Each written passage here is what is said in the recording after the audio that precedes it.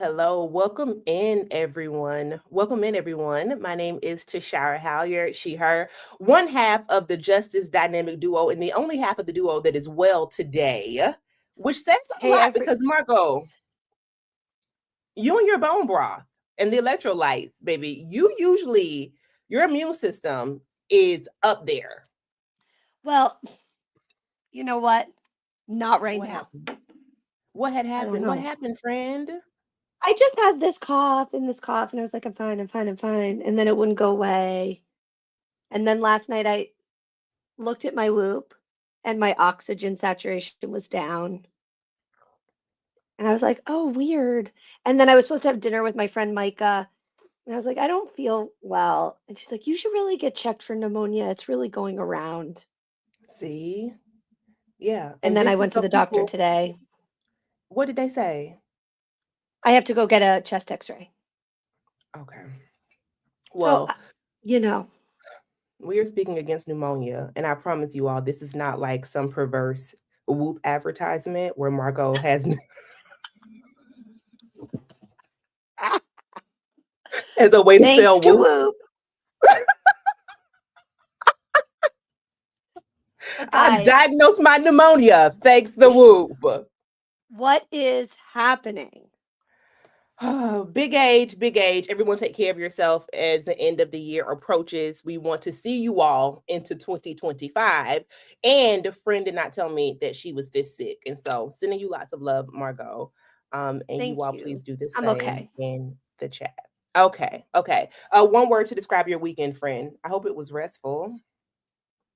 It was restful.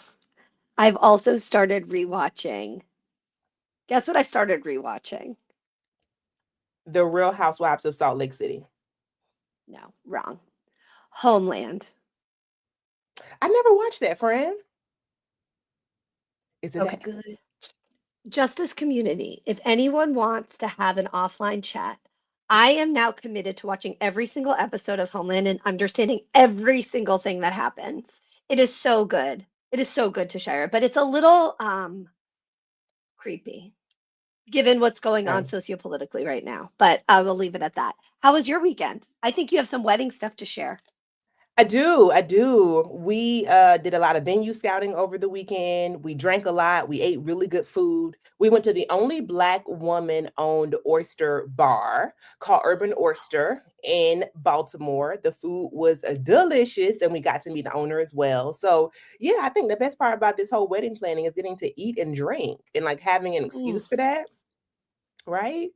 And then yesterday I spent time with Miss Marley. We went to make a custom scent, which was a lot of fun. So Oh, very cute. different from your weekend, friend. But yeah, I had a good one. I had a very good Good. one.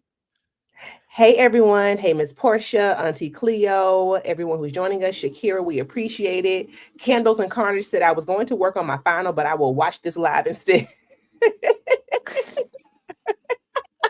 Thank you. I also have to work on a nutrition exam after this, so I get you. And Yeah. I'm grading exams too. This is a very interesting time for you, being a student and grading students. Yeah. Hmm. Well, we have a special guest in the building who will be joining us in just a bit. Before we get there, though, friend, we had a couple things that we wanted to talk about, right? Absolutely. Let's start with what is in the title of today's Justice Live, which is Moneybag Joe. Moneybag Joe went down there and he pardoned.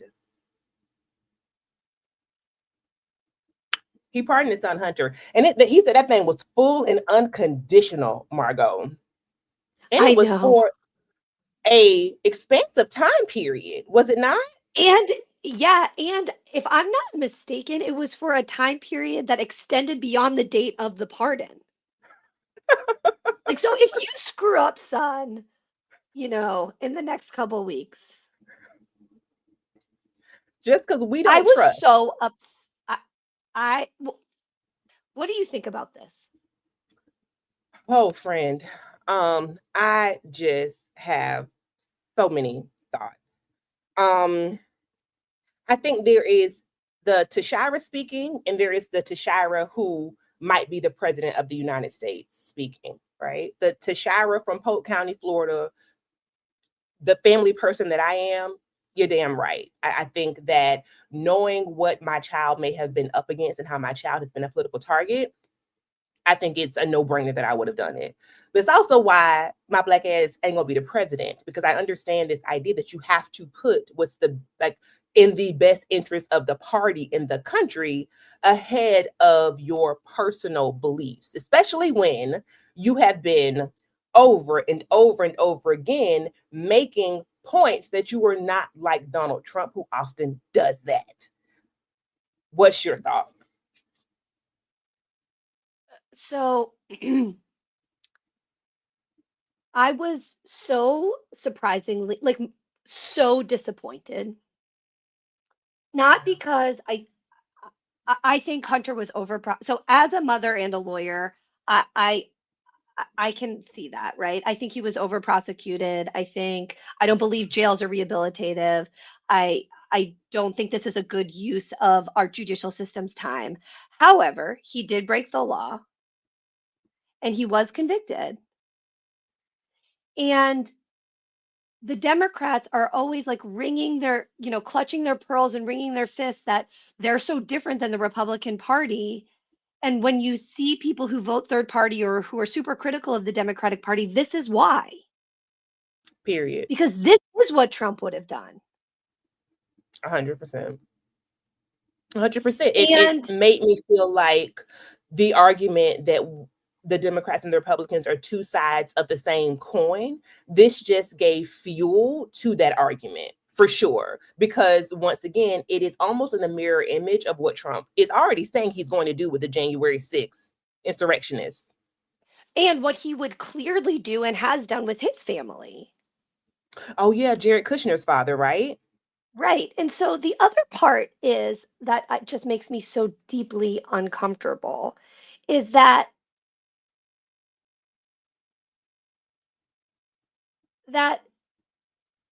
like there is now no party of law and order. Like it was the Republicans, but then they don't believe in the government or something. That's confusing.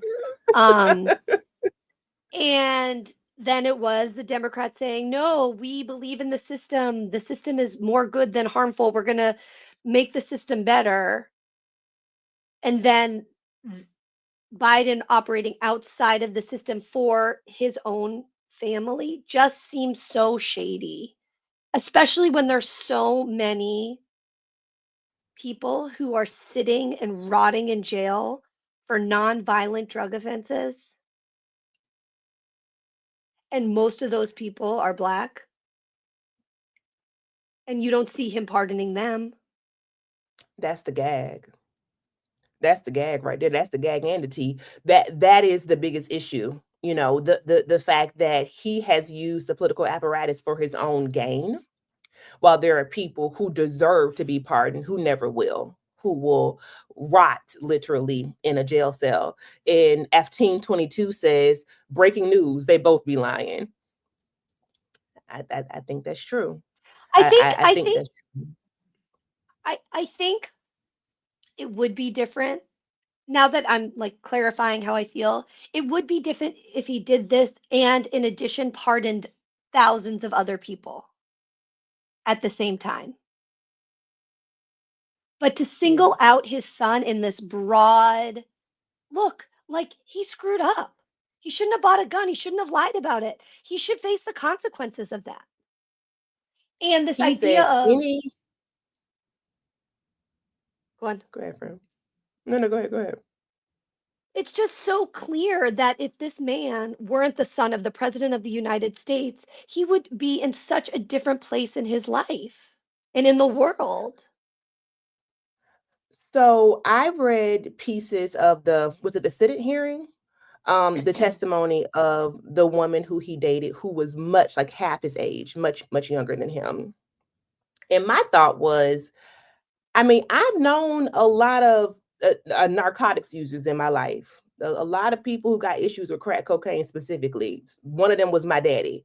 And the access that this man had off the crack rock was insane to me. I mean, he's flying around the world.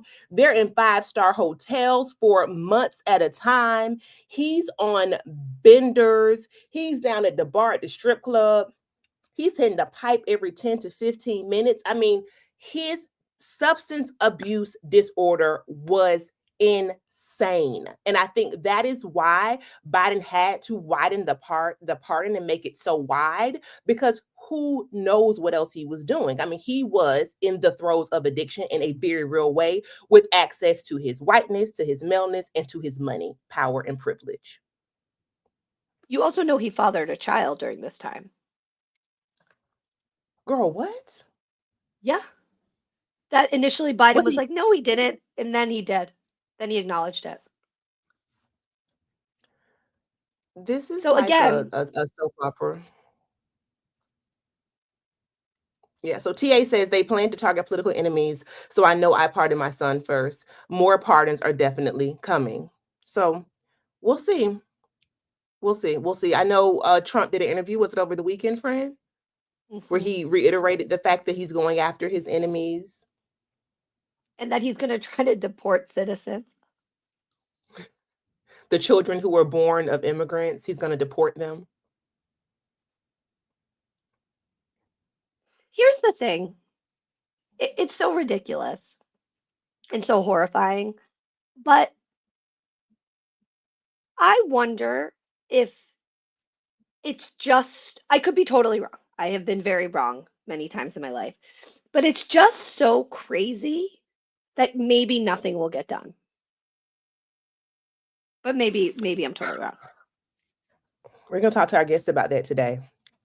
Because the question is, what are we up against? Probably most immediately in the next 18 to 24 months. And also, what does he have power to actually do? And I mean, a bit of that is kind of like, what does the executive branch actually control? But we have woken up to a Republican trifecta, friend.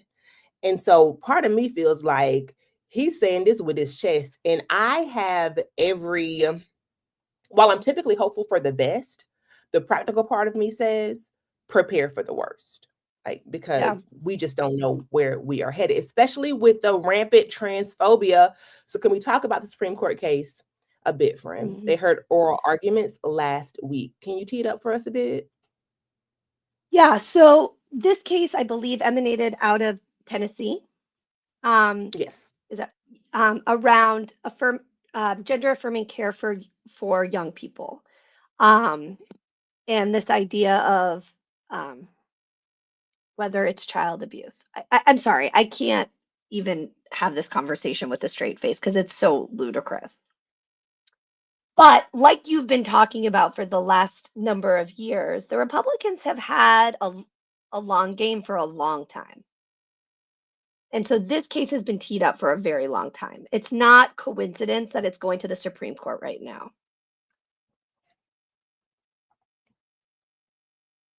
Anyway, it didn't go that well. To say the I least. mean, that's what Um, people are saying. they didn't go that well, and we knew when Trump sacked the court that this is where we were headed, right? And to Margot's point, when we start to see this, when people start to issue spot with the hopes of making it in front of the Supreme Court, the whole goal is to set legal precedent of some sort. So the state of Tennessee is saying, well, the issue isn't about the trans kids or the kids being trans. It's about whether or not these gender affirming care is medically appropriate, that there is dissenting research on this. That's my understanding, friend. I think there is a stronger argument around parental rights and that being constitutional, and you having the right to say the medical care and attention that your child receives, and why is this so different? And then obviously there's also a states' rights issue that is on the table. And this is all under a blanket of the way MAGAism is using transphobia as a way to rile up their base. And they are magnifying this as an issue that everyone should care about, even though we know this is about trans people, trans children, and their families. And I don't have anything to do with that. That is what is best for their families. outside of the specific legal arguments, there's a lot of similarities here with reproductive justice. And this Okay. idea, in my mind, right? Like, why do the Republicans care so much about what women are doing with their bodies? Same thing with trans people. So I What see are your they so point. scared about? Absolutely. What are they Hmm. so scared about if a young person believes they were born in the wrong body and that the only way that they're going to be safe on this earth is by getting necessary medical intervention? How does that impact anyone else? Anyone else? That does not impact anyone else. And to our earlier conversations, like no one's just like, I'm gonna go get an abor and change my gender because that's like fun today. You know Yeah, what I want to it's do? fun today. And I can't speak to this as a parent, but I can speak as a parent of I can speak as a parent who had a child who was very sick.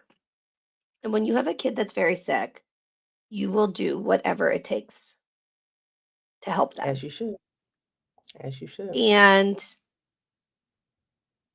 these parents are not supporting their children off the cuff. These are huge life altering decisions. Making any of those would be hard for anyone. So again, Exactly. it's like, And what you would choose for your child is immaterial. We're talking about a statewide ban. That is the issue, right? That people should have the decisions to make, especially if you believe that it is in the best interest of your child. And we make those decisions every single day. Every single day. So okay, we will continue to track that case. As Margo said, it is not looking good. State of Tennessee, I saw an interview over the weekend with their attorney general, and I mean, it's clear where we are headed. And the fear is it will be like dominoes, right? And they will just topple down. And this is already such a marginalized and vulnerable population that has been targeted for violence and socioeconomic disparities, etc. I am afraid of what may come. I have a trans brother, and he's going to come and talk to us very soon, right, Em? I think this moment has like ignited his activism, and we're looking forward to that. So you all stay tuned for more. But speaking of this moment, I would love to bring in Chelsea Fuller, who is joining us today. Hey, Hi, Chelsea. friends. hey, Chelsea. Hi. We always like to ask, give us one word that describes how you're feeling today, and you cannot say good or bad, Chelsea. Congested girl. Me Margo, too. we are in solidarity with the hard candy lozenges. I sound, hopefully, this is sexy or something, but this is not what I I usually know. sound like. I feel I It's like I giving sounded in Sade. college. No, I feel like we sound like a Sunday in college after I smoked a bunch of yes, cigarettes. absolutely. Black I and thought you was miles, gonna say right? weed. That's about to You say. know, black and miles. Sunday It, where where you're A regretting the black Parliament and lights. oh, I used to absolutely. love I'm a so Parliament happy to light see though. y'all. Yeah. We are happy to Yes. have you here with us. So you're already getting love. Peach Milkshake says love her glasses. So Chelsea is a longtime friend of the podcast, of me. I know Margo had a chance to meet you earlier today. So you use family now, Chelsea, and I'm sure this will not be the last time that you all see her on the podcast. So I'm going to say a bit about her bio because I think it's important to situate your expertise, Chelsea. She currently serves as the Senior Director of Communications at Movement for Black Lives. She's a seasoned strategic communications and media strategist with more than a decade of experience supporting movements for radical change. Currently, she's also managing partner and senior strategist at Black Alder, a radical storytelling and communications strategy firm. Previously, she held the position of Vice President of Communications at Time's Up and was the Deputy Director of Communications at Blackbird, the leading movement capacity building firm where she worked for nearly 6 years. So she's known for her work inside of the Movement for Black Lives, which we call M4BL, the Me Too movement, and other formations working to end systemic violence. Chelsea has led countless successful campaigns and messaging strategies, effectively shifting national and international narratives around central issues like race, white supremacy, patriarchal violence, and community safety. Once again, welcome, Chelsea. Thank y'all for having me. Thank you, sis. My first question for you is, how are you staying well during this time? Because I know you, and I know that M4BL and your other work has been all hands on deck, not just during the election season, but beyond. And how are you staying well and healthy, sis? Well, I appreciate that question. I'm trying my best. Obviously, I got smacked with some kind of something. Now I'm hoping it's not pneumonia, Margo, but maybe I should go to the doctor. Because I'm like, oh God, maybe that's it. I'm staying close to my people, first of all, my community and my family. I've taken a lot of time just to check in with folks and have not been traveling as much. I travel a lot in my professional capacity, and I have been home, and it has been nice to be home and to just be in community, to hear how folks in Columbus, I live in Columbus, Ohio, to hear how folks in the city are kind of doing, kind of pulling myself out of some of these national spaces and these echo chambers where it can get really, really overwhelming and just not helpful. To be local and in my city with my folks and actually just talking and not always being inside of some strategy conversation, but just talking and hearing how people are doing and having folks hold space for me to share about how I'm doing and how I feel about all this has been very helpful. But I need some more ginseng, some echinacea, some something, because I feel like my immune system, is not where it needs to be. Yeah, so much of that I know, stress and us being tired as well. So just, reminder y'all, check on your strong friend and make sure folks are well during this time. You mentioned community building and getting in to see your people locally. We're going to get there in just a moment. And were you going to say something? No, I was going to say that yes, I was. I was going to say, Chelsea, that we've talked a lot about kind of drilling into our local roots, kind of in response to kind of bigger national changes. And so that will sit kind of very familiar with a lot of the people listening and watching today. So thank you for that and that reminder. Yeah. Absolutely. Sure. So, Chelsea, what is we gonna do? Girl, we got mollywop, dog. Like, when we think about Republican trifecta, understanding that the majority, I believe, in the House is razor thin, so it's not absolute, but it's also not looking great for progressive or left causes. From where you sit, from a storytelling perspective, from a comms lens, from a political strategist lens, how the hell did we get here? Ooh, I had to write notes down for this just to make sure that I didn't. Okay.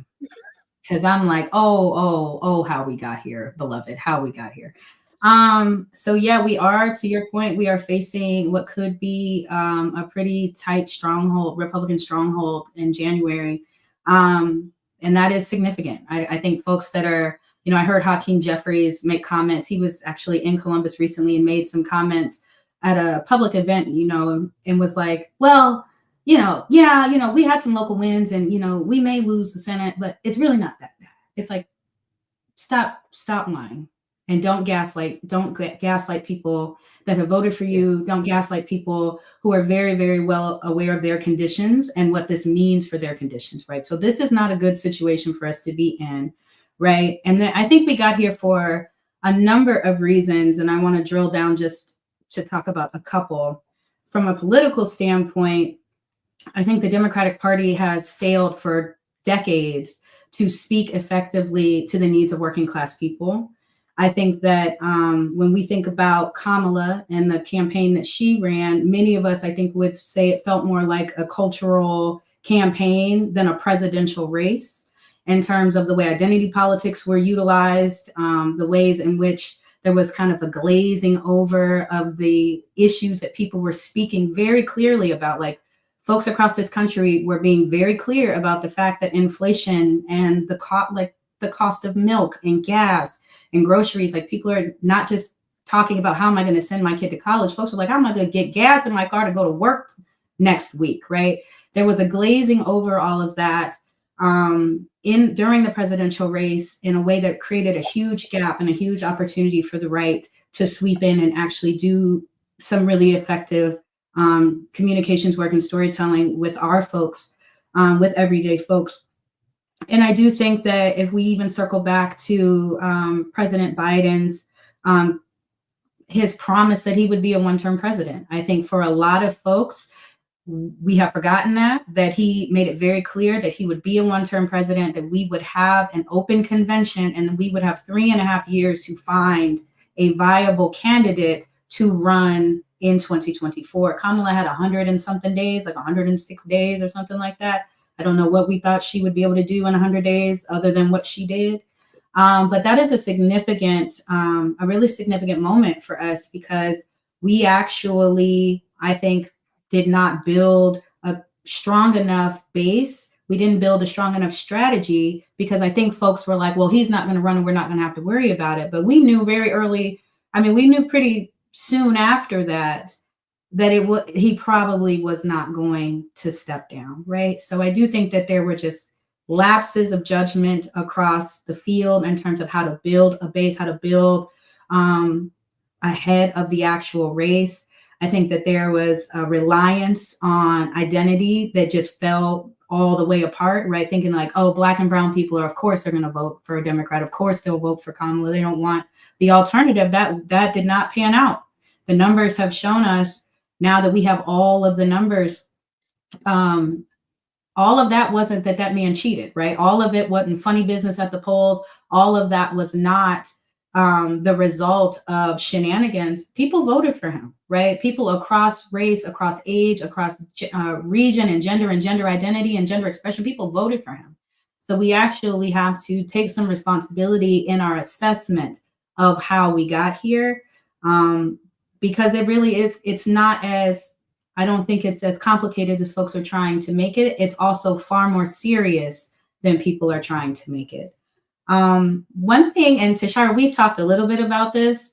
One thing I do see as a significant reason that we did not have a better alternative or a better outcome is the consultant class in DC, right? I think the people that have a lot of money and a lot of power and a lot of sway in DC and inside of the Democratic Party that funnel consultants into campaigns have yet again done an abysmal job of identifying the right strategists, the right pollsters, the right data scientists for the moment, right? We know that these people are typically white, non-Black people, folks that generally do not apply an intersectional lens to the campaign work that they are doing. And that has set us up big time in a way that now the most impacted in our communities have to pay the cost for. Like, we have to bear the brunt of that now, right? There were several articles that came out during the presidential race where like Black and brown consultants were like, we're actually here, like we exist. We understand electoral strategy. We understand the electoral tendencies of our communities, and we are posed to help, and we are being pushed out. And I think the framing of that conversation was largely around money, right? Like, oh, Black consultants, brown consultants, queer and trans consultants are not being given opportunities, are not being given the money. And that was a significant problem that has to be addressed.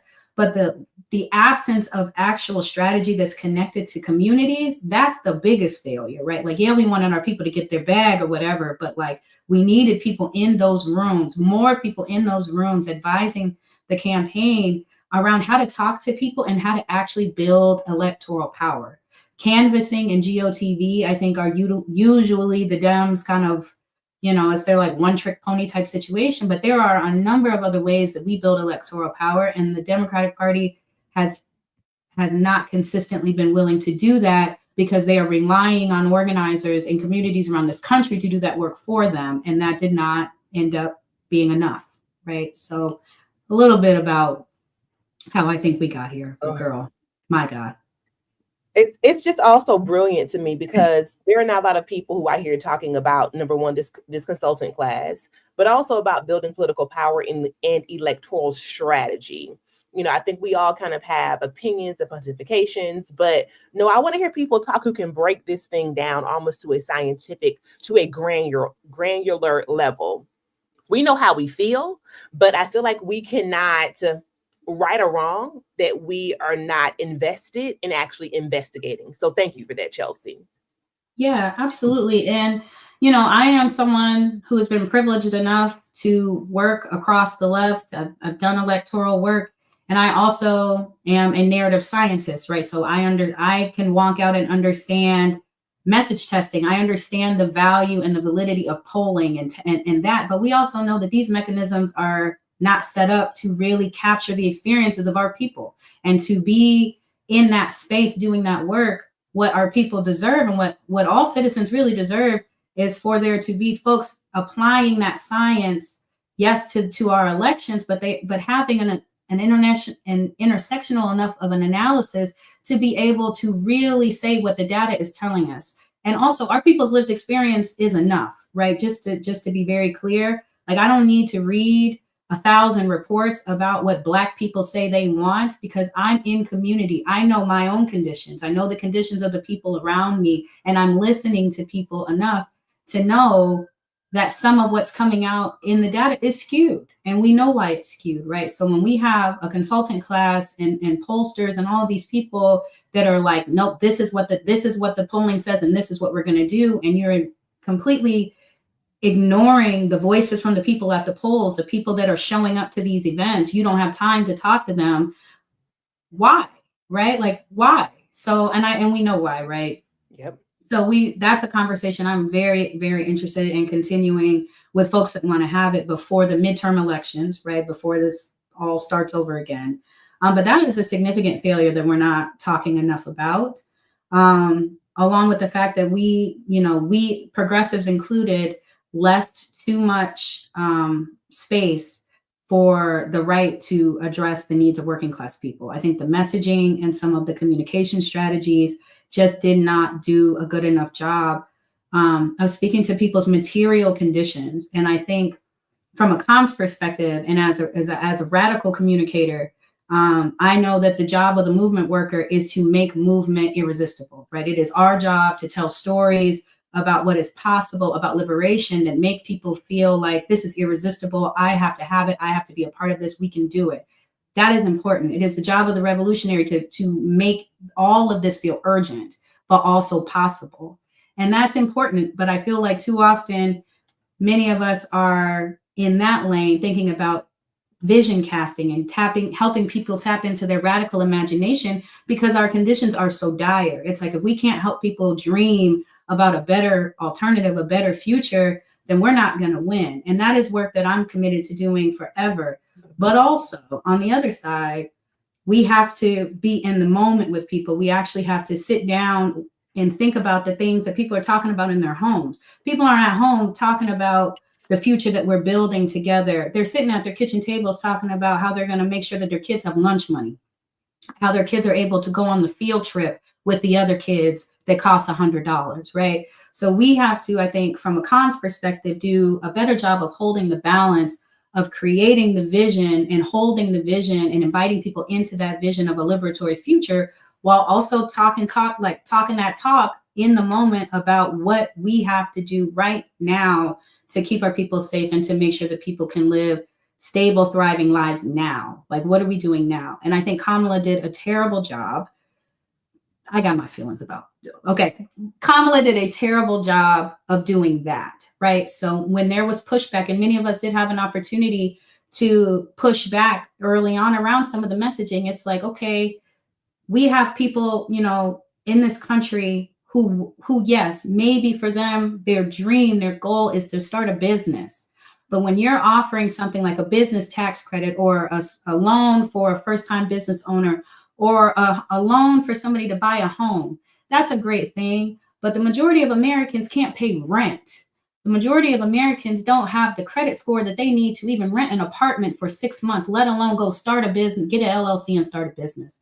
So it's like, how do we kind of right size the way that we're talking to our people and the way that we're telling stories about where we are now and where we can go together? I think that is a challenge that I'm committed to. But I think that was a significant failure for sure.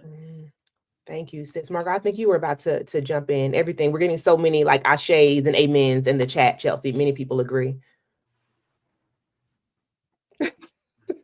Gotcha. I want to lift up what Peach Milkshake said, because she says, Dems remind me of my bosses that tout the importance of DEI, and yet I'm the only Black woman. They say the hot words, but they don't do the things. They can't see they're part of the problem.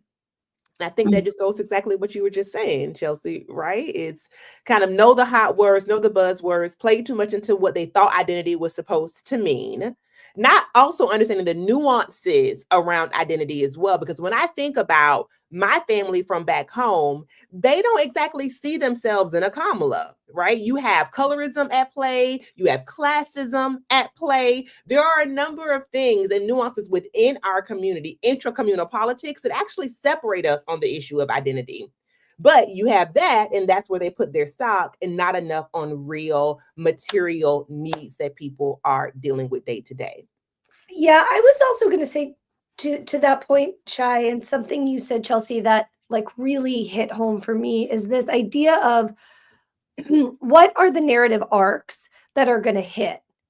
And we can all have our own feelings about what's important, what the priority should be, have real deep commitments to different issues around social justice or reproductive justice or gender justice or immigration justice, right? But our identities are not monolithic, right? So me being a white lady in Massachusetts and also a Jew makes me intersectionally, my identity is very different than someone who might be similarly situated in a state like Nebraska. And I don't know, or Texas, or and to Shira's point about like what identities are going to hit and to whom, that stuff that we all as committed people wanting liberation need help with forming those narrative arcs, as you said.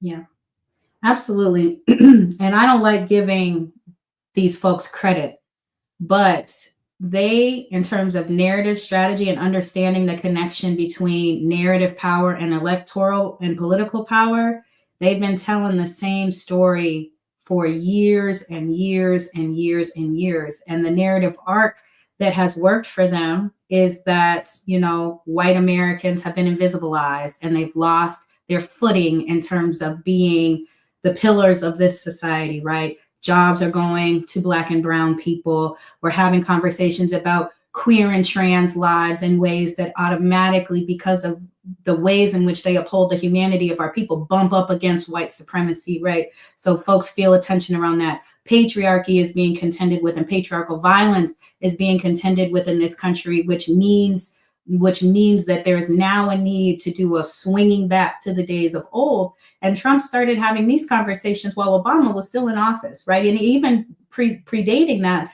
the Republican Party have been very, very clear about the fact that there was a time in our history where things were okay, where things were better, where we had more moral fortitude, where we were a nation, a Christian nation, where, you know, certain conversations and certain issues weren't a problem. It wasn't until these progressive issues started to creep in that we started having all these problems, right? So if we get rid of that and those people, then we will be okay, and you will still be in power, and you will have the jobs that you want, and your children will feel, you know, your children will go to school and they will feel supreme, and all of these things.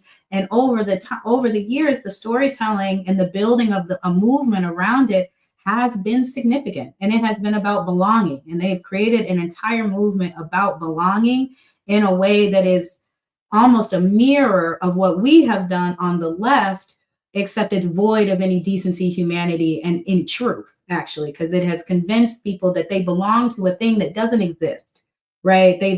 He has convinced people that they belong to a particular cultural paradigm that actually is faulty and just not true.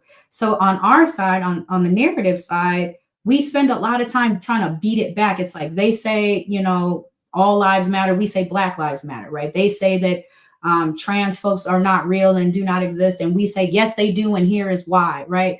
that back and forth contending, some of it is necessary and we do have to fight, but we have to tell other kinds of stories that allow people to see themselves reflected at all phases of the work and at all steps of the process that we are in to get to liberation. And that's really messy and nuanced work because we're messy and nuanced beings, right?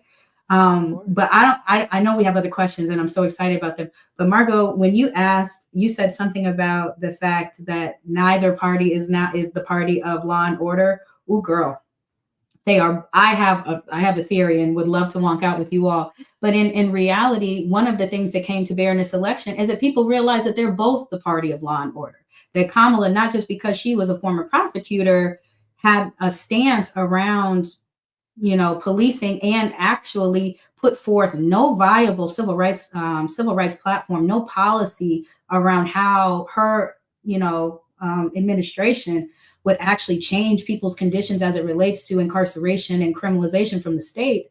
They actually have both now solidified that there is just law and order across the board, right? Inside of the two-party system that we have, they are both upholding the tenets of law and order, which are patriarchy, white supremacy, and classism, right? And a very particular type of class system. So I would love to talk to you about that at another time, because I don't want to keep us on the same question. But you said that and I was like, oh, yes. He's like, I got thoughts. Thoughts. I love this. I love this. I don't know why, as you were talking to us, I kept thinking to myself, they're eating the dogs and they're eating the dogs. Right? Like that's just effective. Isn't it? Kamala is for they, them. Trump is for you. So to your point around narratives and storytelling and how people see themselves as being marginalized, disillusioned, what's going to give them hope, what's going to call them in, what's going to allow for them to see themselves being reflected, the right got that thing down packed for sure. So we've talked a lot about the issues, right? We talked about where we are, try to do some level setting and get away from this Pollyanna thinking that some Dems want us to be into, right? Let's just call a thing a thing. The question is, knowing what we're up against, are there any strategies moving forward for progressives that make you hopeful right now, especially over the next 4 years? Yes. I'm hopeful about a lot. I'm hopeful about the number of young people that did engage in this election.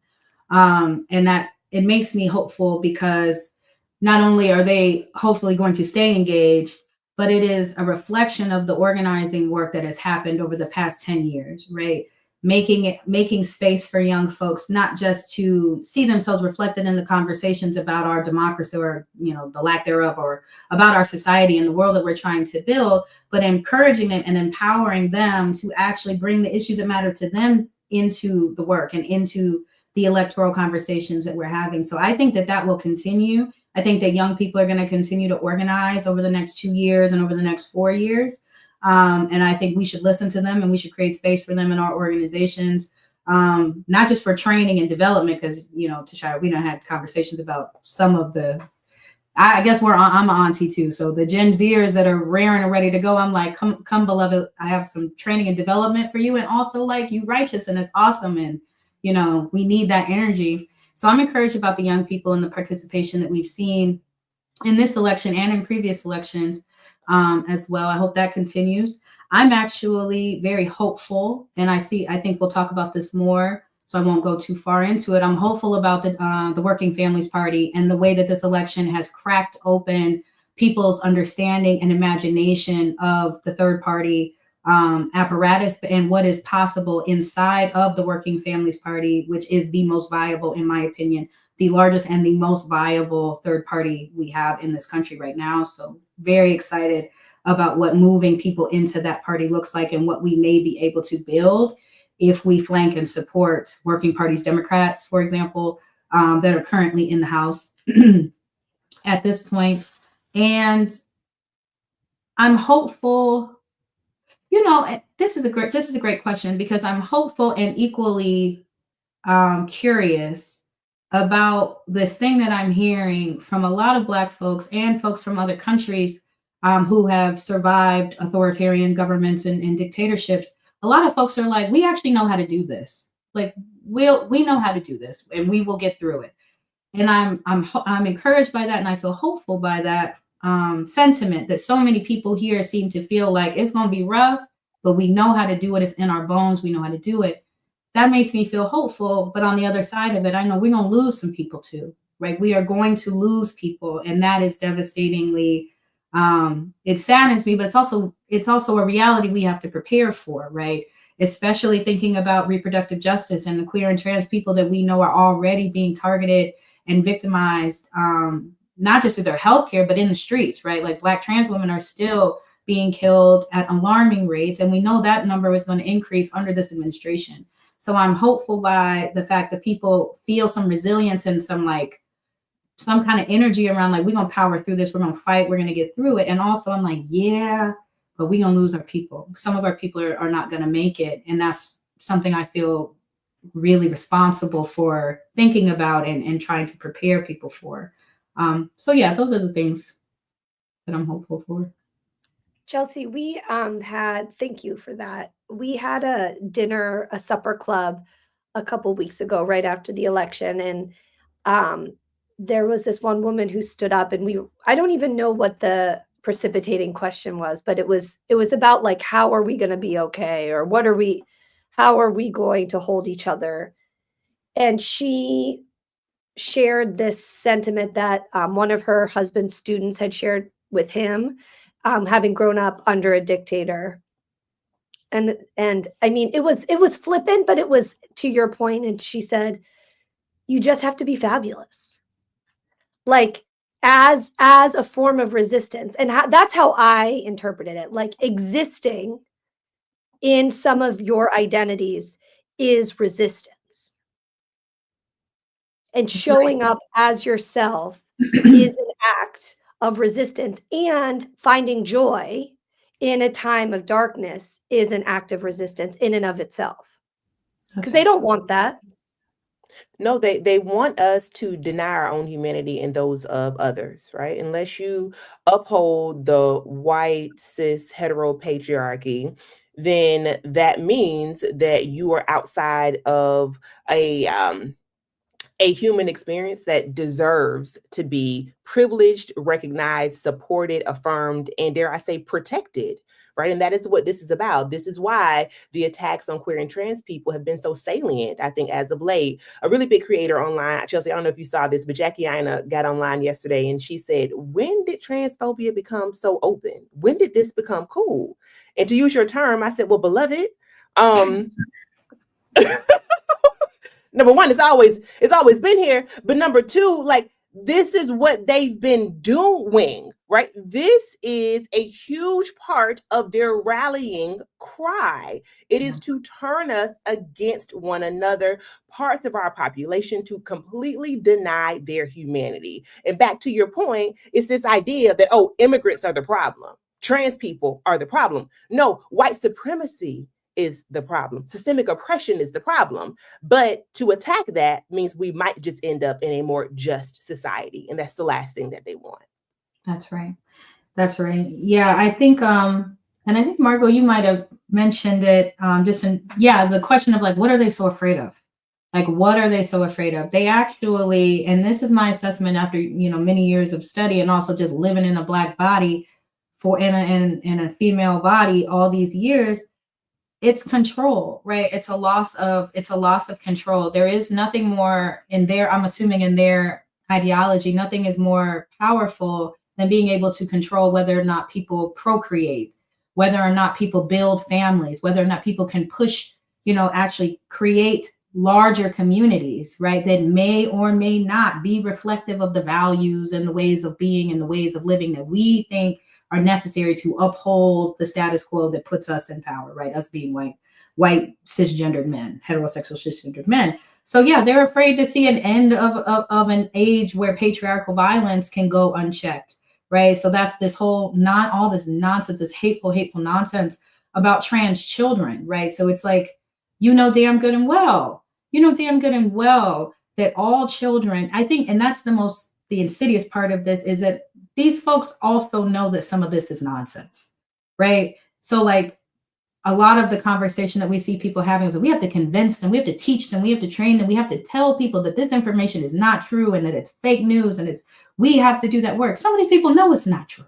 They're just hateful, right? So it's like, how are you actually just contending with flat out hate, like this white Christian nationalist narrative around the fact that America is a Christian nation. America was not intended to be a Christian nation, right? Not Christian in the sense that all folks should be able to find a relationship with the divine that works for them, but not Christian in terms of beating people into submission via scripture, right? And a misinterpretation and a bastardization of scripture. That's not what this country was ever intended to be about, in my estimation, in that regard. But people, some people know that this is nonsense. Some people know that trans people are not inherently violent or inherently criminal. They just don't care, right? They don't care because it's a challenge. Their power, their access to resources, to different types of positions, their proximity to maleness in many ways. When I think about some of the women, the heterosexual cisgendered women that I hear talk about trans people, I'm like, this is some way, this is challenging your relationship to men in your life and to patriarchy in your life in a way that I don't even know if you understand, right? So it's like, yes, we have to do the organizing work of making sure that people have true, accurate, vetted information to inform their decisions. We also have to contend with the fact that some of these people know this shit is a lie and they don't care because it benefits them. And that is a whole nother ball of wax that we have to organize around. I mean, speaking of which, what that makes me think also is how they're planting lies and mis and disinformation. So that was one of the last questions I could not get out of here without asking you, Chelsea, because Black folks have been big targets, all communities, but especially Black people this election cycle, of myth and disinformation. So between the gender wars, manosphere, health skeptics, etc., we've gone on so many rants about this, but I will talk about this until I no longer have breath in my body because it is so intentional. What suggestions do you have to combat the way that we are being targeted in online spaces? Yeah, it is. It's beyond aggressive, actually. It's predatory and it is very, very dangerous. A few things just from a comms media perspective, right? So it is very easy to forget that our social media platforms are very, very highly curated and tailored to what we think, right? So I understand that I don't even see the content of people who disagree with me. But I'm privileged enough to have studied and to understand the algorithms and all of that, to know that when I show up on Instagram or TikTok or X, that what I'm seeing is curated based on my beliefs, my opinions, and what I think. So when I need to be challenged, or when I actually need to check my own perspective, my own opinions, I know I have to go outside of that, right? So that's a personal principle that I have. It's like, okay, it's looking like everybody agrees with this over here, but I know I need to step outside here. Let me go read something else. Let me go find additional information to do a comparative analysis to see if I'm actually on the money here, right? Same thing with news, right? If you're thinking about linear broadcast news, there's all this, conversation about the political biases in mainstream, television, MSNBC, CNN, Fox News, and all of that. And some of it, I'm not saying that some of that is not accurate. A lot of that is accurate, but those are not the only places where people are getting their news and information, right? So for people that are thinking, oh, well, if I watch Fox News, I'll actually know what's going on the right? Like I might be more politically inclined to CNN, MSNBC, but I'm gonna go over here and I'm gonna watch Fox, and then I'll be able to do my comparative analysis, and then I'll have the full truth because I'll have the left's version and the right's version. But the reality is that Fox News is not actually representative of the information that is being funneled to millions of Americans from the right. There are and you all know this as content creators and experts around media and engagement and social media and engagement, there are whole avenues on the internet dedicated to the dissemination of propaganda. And that is far more dangerous. The information that is disseminating from those platforms is far more dangerous than what's being pushed out on Fox News. So I do think for folks that are, feeling targeted, right, and on either side of the conversation, just to be fair, right? You're feeling inundated by a particular type of information. Step one, step out of that. Go pursue other information. Go seek out other information to read and to study, to see, where there are gaps. If you are somebody that thinks you're doing that, and that the ways in which you're doing that are by watching Fox News or watching whatever, understand that there is a whole echo chamber happening online where people are actually not just getting inundated with untrue and like deeply, deeply, deeply harmful misinformation, but propaganda. And propaganda is actually far more dangerous than just general news and information, because of the way that it helps people form perceptions through cultural interventions, right? Thinking about not just imagery, but music and video games and clothing, and like all of the things that make us feel connected. Those things are being used on the right to further their agenda. And that is sometimes not even available to us through the mainstream media that we digest every day, or through social media that we digest every day. So those are two things that have been helpful for me and for other people, and just trying to access as much accurate information as possible. And I don't want to be too elitist, but like reading is fundamental. Like reading is fundamental. I can't tell you how many folks I have encountered, grown people, who are like, yeah, I don't really read. Well, how are you learning, dude? Like, how are you learning? Where? So you're listening to things and just processing and going on, or you're viewing headlines, you're scanning headlines, skimming this article, skimming this tweet. Baby, at this point, we got to read. Like, folks, we have to sit down and read. And beloved, if you cannot read, find somebody who will read to you. Audible. Find somebody who will read to you, because I think that if you, and we're all close in age, they stopped teaching reading in school several years, like a decade or so ago. They stopped teaching civics in elementary school. They stopped prioritizing a particular method for teaching reading and reading comprehension. And the right is aware of that, and they have capitalized on that. They know damn good and well people ain't sitting up and reading 1,000 pages of Project 2025. They know that people probably aren't even going to read the New York Times or the Fox News article about it. They may skim it. 9 times out of 10, they're going to go and listen to their favorite blogger, their favorite YouTuber, one of these people on the darkest parts of the internet. They're just going to go sit and listen to their analysis, and they're going to take that and they're going to use that to make their informed decisions. That is dangerous. We have to read and study now like we ain't never read and studied before about a whole number of things. Take a look. It's in a book. Reading Rainbow. Somebody's going to say, like, everybody can't read and people don't have access. Anything.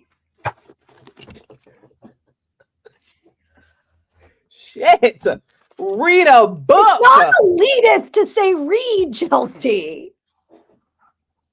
Somebody somewhere is no, like, I know. But I mean, like that we have to like sit with that we have to equivocate when we say you need to think independently and read multiple sources and see what other people are talking about.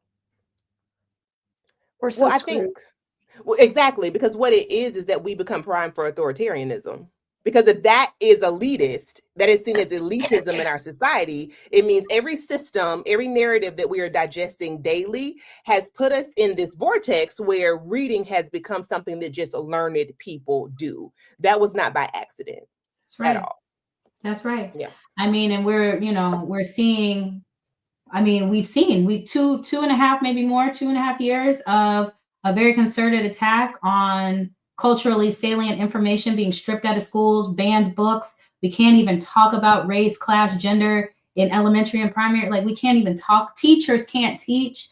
That is, to your point, a concerted effort. And I do understand that some of our people have not had access to adequate education, have not had access to teachers and folks in community that care enough about them to help them develop critical thinking skills, critical reasoning skills, right? We know that. But at this point, those of us that must. Those of us that are able need to step out of our own little echo chambers and connect with people, because what is getting ready to happen is significant.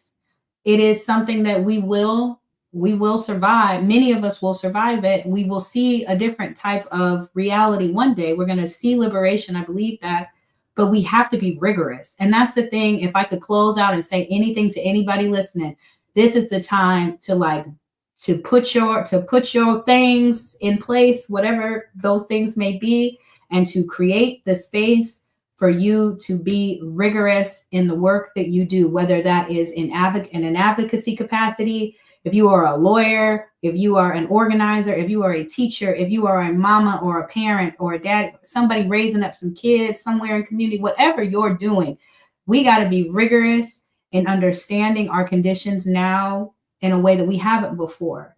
And I know for me, what that looks like is I have to double down and spend far more time. And I'm already a student of my craft, but I have to spend far more time studying the ways in which the right are telling stories, the creation of propaganda. I lead an amazing team at the Movement for Black Lives with designers and narrative strategists and operations folks, all thinking about the ways in which Black-led movement are positioned to communicate with one another, but also like how we are learning and how we are meeting our people where they're at and all of the ways that we receive information.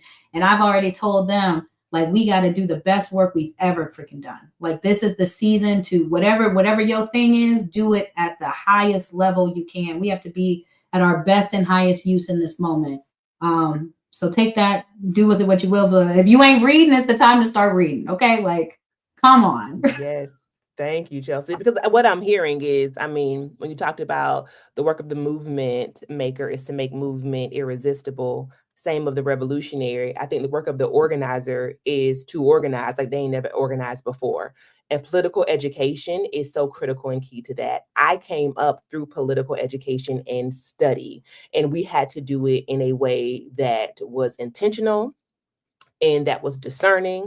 And I will always say I learned more in my little political education class in Sankofa than I did in law school about what it means to build movement and solidarity with people.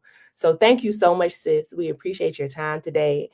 We're leaving with more questions in the chat than we've ever been able to answer. Like, I feel a way about all these questions, but I know that means we have to have you back. I mean, the chat has been on fire.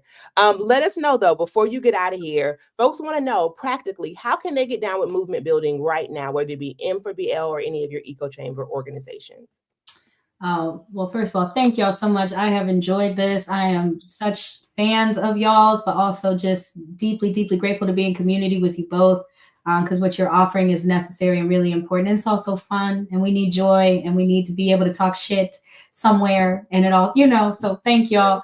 The Movement for Black Lives, starting there, is a tremendous ecosystem. We are 10 years old at this point, birthed out of the Ferguson Uprising, 150 organizations across the country doing all kinds of work, from food justice and climate work to work around police accountability and abolition. So there is an opportunity to do any number of things if you have a commitment to Black liberation. If you love and deeply, deeply care about Black people, there is room for you in the Movement for Black Lives. So I would say, first step, just check and see what M4BL organizations might be in your city. There will be somebody there to welcome you in and to offer you information about what it means to build people power, what it means to build electoral power in service to Black people. If you are not Black, or if you are not someone who feels that is, that type of organizing is best suited for you, or that you are best suited for it, there are a number of grassroots organizations across this country who are preparing to fight in 2025. Reproductive justice organizations like Harriet's Wildest Dreams in DC, they have a tremendous thrust around reproductive justice, along with a number of other issues. We have folks that are doing the work around protecting queer and trans people in this country. I want to shout out Raquel Willis. The folks at her organization are doing tremendous work in support of creating a world where Black trans people and all trans people can be safe and live in their full dignity and humanity. Folks doing food justice, like I said, is a huge, huge thing for folks right now. Where you're passionate, do the research, or at least reach out to someone like Tashira, who can point you in the right direction. do the research and figure out where there may be entry points for you to even just go and show up. Maybe you don't have anything to offer right now, but you at least want to go and listen and learn and be in community with people. Now is the time to do that. But you can check out what we're doing at M4BL at m4bl.org. And I'm available if people want to chat, if there are questions that you had. Tashira knows how to find me. So thank you, sis. M, last thoughts? Just thank you, Chelsea. I think we're all so much in a space of like being a sponge and needing kind of to know where to kind of absorb information and where to channel that energy. And so we're really grateful for your expertise and your joy. So thank you. And thank you for joining us. Thank you, sis. And we are fired up today. Also, somebody said in the chat that it's time for your book. So talk about reading. We're ready to read something authored by Chelsea Fuller. So when I'm gonna write it, boo. When I'm gonna write it. You know, between this whole liberation, get free thing, you have plenty of time. Thank you for that. I can't Here's wait your to narrative arc. Hold me accountable, Margo. Okay, hold me accountable. Okay, I'm good at that. Tashira knows that. Yes, absolutely. I'm so grateful for y'all. I can't wait to see you again. Take good care of yourselves too. And yes, Margo, I'm going to the doctor because I need to know if I have pneumonia. You should. It's going around. Thank you all. Make sure Bye, you subscribe to our everyone. Thanks for channel, joining, and we'll see you everyone. next time. Bye.